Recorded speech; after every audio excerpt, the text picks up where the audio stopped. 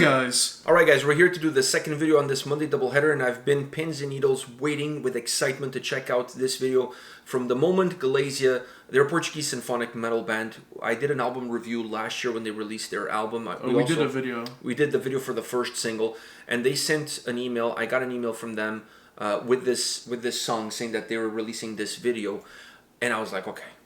I love the original. I love the dual sponge cover. You know I love that cover. Which is the one that you know. So I was like, I want to see what these guys have done with this iconic song. I mean, this is an iconic Portuguese song. When I think about my childhood, I think about this song. Really? Yeah, because you guys used to play this song a lot in the car. That is true. That is true. I used to play it a lot, and you really dig it. So yeah. I think it's probably one of the few non-metal Portuguese songs that you listen to. All right. Anyways, are you ready for this? Yeah. Are you excited? I'm really excited. Okay, let's do this.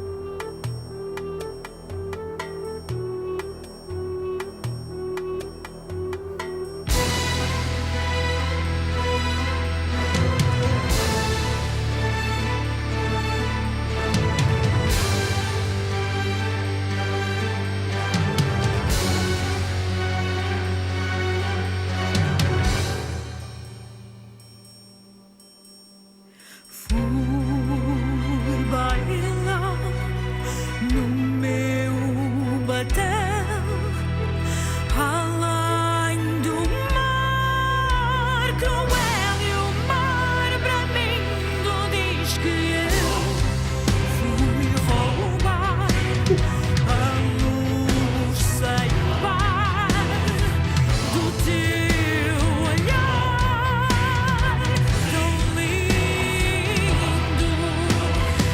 Vai saber se o mar terá razão. Vem cá ver bailar o meu coração. Se eu bailar no meu batel, não vou ao mar cruel e nem lhe digo aonde eu fui cantar, sorrir, bailar, viver, sonhar contigo.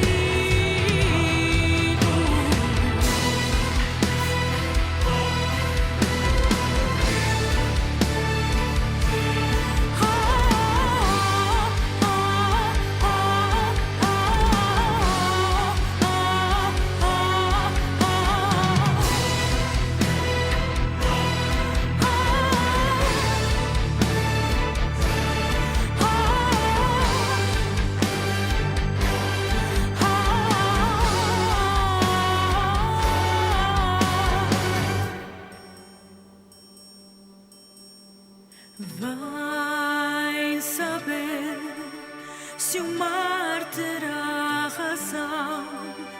Vem cá ver bailar o meu coração.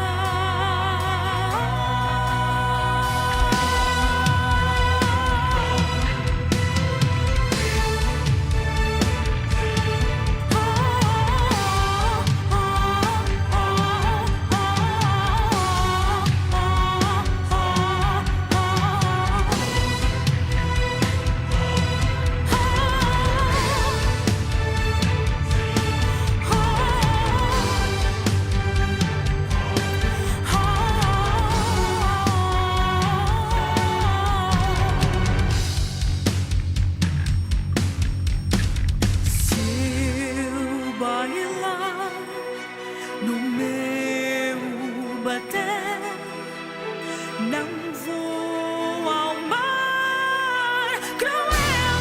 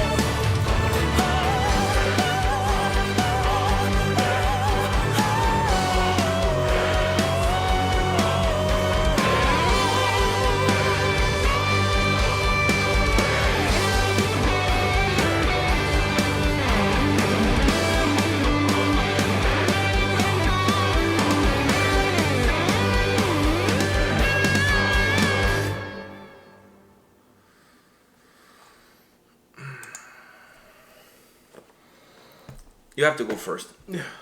Okay. Canção do Mar, Glasya.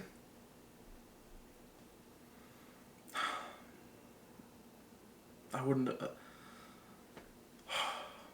I never thought that song could ever Could get better? I really didn't think that song could get better. It can only get better if the people doing it know what the hell they're doing. Yeah. If I did a cover of this song, I'm sure you would not agree What about with. if you do it with cowbells? Today I was thinking about the greatest cowbell in a metal song, and it has to be Rage Against the Machine, Killing in the Name of. The opening of that song has great cowbell. Anyways, I don't want to get sidetracked. So, going back to this. It just makes me so happy. It just brings back. The scenery was amazing, but we've The been there. scenery. That's in Lisbon, near right by the shore of Rio Tejo, Padrão dos Descobrimentos, a Torre de Belém. We've been there.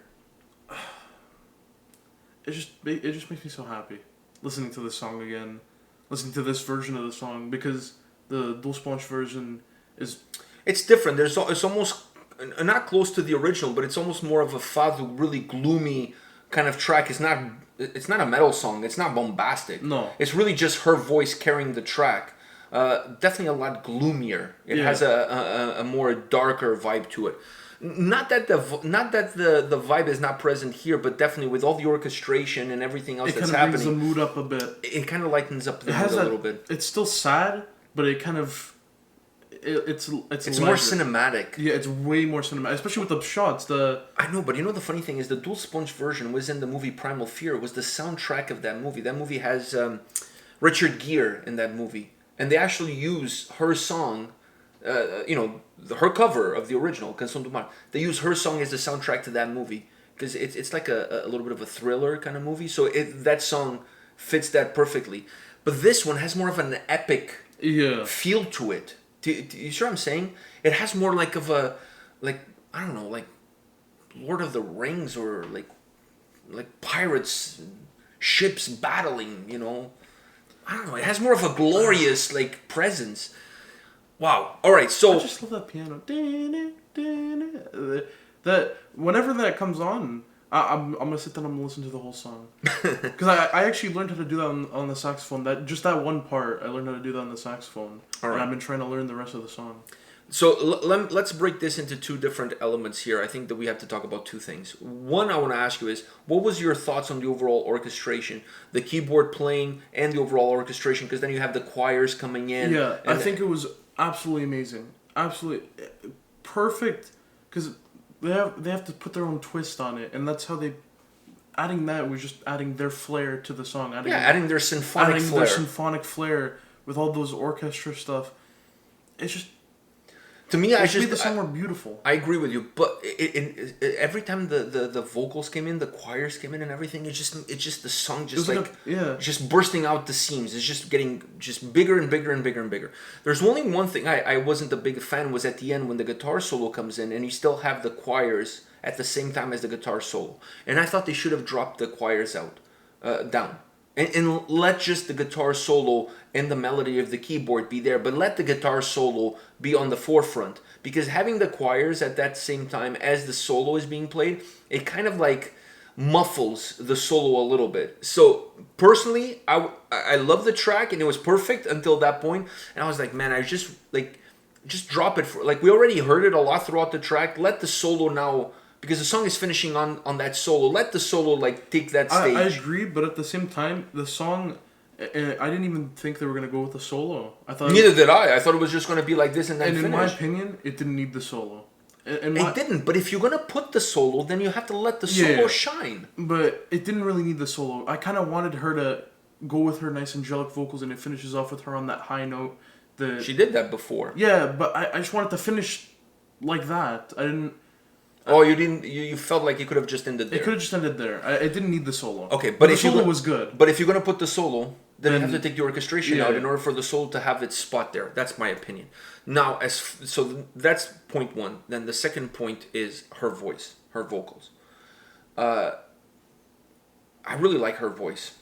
I like her voice in the album. I like her voice when we did when we discovered this band, when we did the first single, and on this song, she has the perfect delivery. I just feel like I know she has it in her because I've heard the album and I've heard stuff from her. You want her to go to her fullest potential. Yes. She goes a little. There was some parts where There was some towards the end when her last vocal lines, she took it a little bit further. She pushed it a little bit further, but I felt that she was too much in control. She was too much until that point. I wanted her in the chorus. Maybe she was trying to break away a little bit from the dual sponge version, because in the dual sponge version, the dual sponge goes up certain registers a lot more. She's a lot more climatic. But that's what makes the song so good. But that's what makes the song so good. So I felt that she was perhaps a little bit too controlled, because she gave us this a glimpse at the end when she went a little bit further. Yeah. And if I have never heard her before, I would say fine. You know, like I'm happy. But I know her potential. I know what she could do. So I kind of wanted her in some of the choruses, some of those key moments of the chorus, to just like, because this is a song that it has to be organic, and you have to like just let it go, just go all out. And I felt that perhaps at times she was, because there's too many moving pieces. You have the choirs, you have everything else happening. I felt like she was trying to fit her voice into it, and not let her voice go over everything else. If you understand what I'm saying. Yeah. But I felt that at certain times I really wanted her to just kind of give one of those black ninja glorious top of the hill screams and true potential. Yeah, I wanted her to push it a little bit further. Having said that, this is not an easy song to do, and these guys did it justice. Yeah. Man, this is a great cover. Great cover. Love the guitars, love the orchestration. The bass was really groovy too, really nice. You know, we're just being picky here. We're just picking a few little things here, but overall, I really enjoyed it. It was fun, eh? Yeah. Yeah, I enjoyed it. All right, guys. Thanks for watching. Come back tomorrow. We'll have more videos for you. See you guys. See ya.